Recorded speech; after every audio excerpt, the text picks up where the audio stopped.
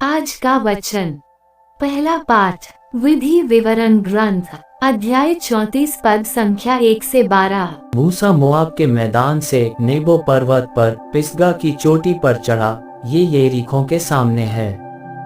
प्रभु ने उसे समस्त देश दिखाया, दान तक गिल को, सारे नफ्ताली, एफीम और मनसे के प्रदेश को, पश्चिमी समुद्र तक समस्त यूदा प्रदेश को, नेगेब और यर्दन की घाटी तथा सोअ तक खजूरों के नगर यरीहो के मैदान को। तब प्रभु ने उससे कहा, यही वह देश है जिसके विषय में मैंने शपथ खाकर इब्राहिम, इसहाक और याकूब से कहा, मैं उसे तुम्हारे वंशजों को प्रदान करूंगा। मैंने इसे तुमको दिखाया और तुमने इसे अपनी आंखों से देखा, किंतु तुम इसमें प्रवेश नहीं करोगे।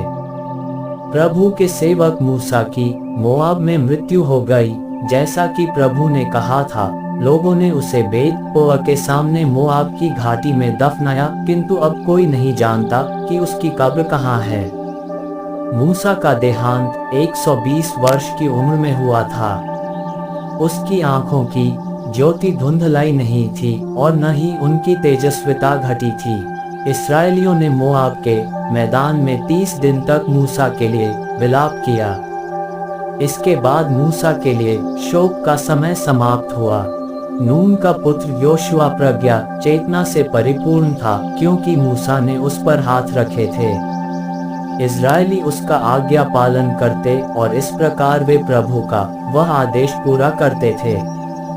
बाद में मूसा के सदृश इस्राएल में ऐसा कोई नबी प्रकट नहीं हुआ जिसने प्रभु को आमने सामने देखा हो, जिसने प्रभु के द्वारा भेजा जाकर मिस्र में फिरौन, उसके सब दरबारियों और उसके समस्त देश को इतने चिन्ह तथा चमत्कार और सब इस्राएलियों के सामने सामर्थ्य एवं आतंक के साथ इतने महान कार्य कर दिखाए।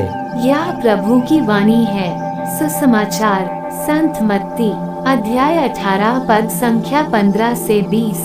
यदि तुम्हारा भाई कोई अपराध करता है तो जाकर उसे अकेले में समझाओ। यदि वह तुम्हारी बात मान जाता है तो तुमने अपने भाई को बचा लिया। यदि वह तुम्हारी बात नहीं मानता तो और 2-1 व्यक्तियों को साथ ले जाओ, ताकि 2 या 3 गवाहों के सहारे सब कुछ प्रमाणित हो जाए। यदि वह उनकी भी नहीं सुनता तो कलीसिया को बता दो, और यदि वह कलीसिया की भी नहीं सुनता तो उसे गैर यहूदी और नाकेदार जैसा समझो। मैं तुमसे ये कहता हूँ, तुम लोग पृथ्वी पर जिसका निषेध करोगे, स्वर्ग में भी उसका निषेध रहेगा, और पृथ्वी पर जिसकी अनुमति दोगे, स्वर्ग में भी उसकी अनुमति रहेगी।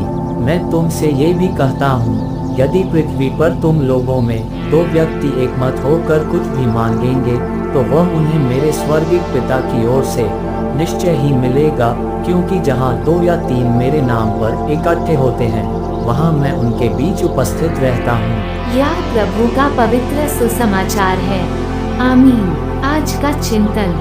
विधि विवरण ग्रंथ ईश्वर की प्रजा को एक ऐसे समूह के रूप में उपस्थित करता है जहाँ अच्छाई बुराई, जीवन मृत्यु और आशा निराशा का समन्वय है। यहाँ प्रजा एक के कारण नहीं बनती, अर्थात हम सबों को एक दूसरे की आवश्यकता होती है, ताकि हम सभी एक दूसरे के सर्वांगीण विकास के सहभागी हो सके। नबी मूसा ईश्वर की प्रजा को प्रतिज्ञात देश की ओर अग्रसर करने वाला प्रमुख व्यक्ति था, पर वो यर्दन नदी तक भी नहीं पहुंच पाया।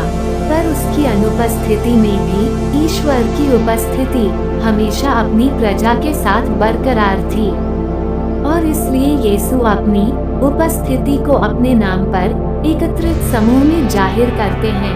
ये वही समूह है जो आध्यात्मिक रूप से व्यक्तिगत और सामूहिक भलाई चाहता है। क्या हम प्रभु के नाम में एकत्र होना चाहते हैं? आमीन।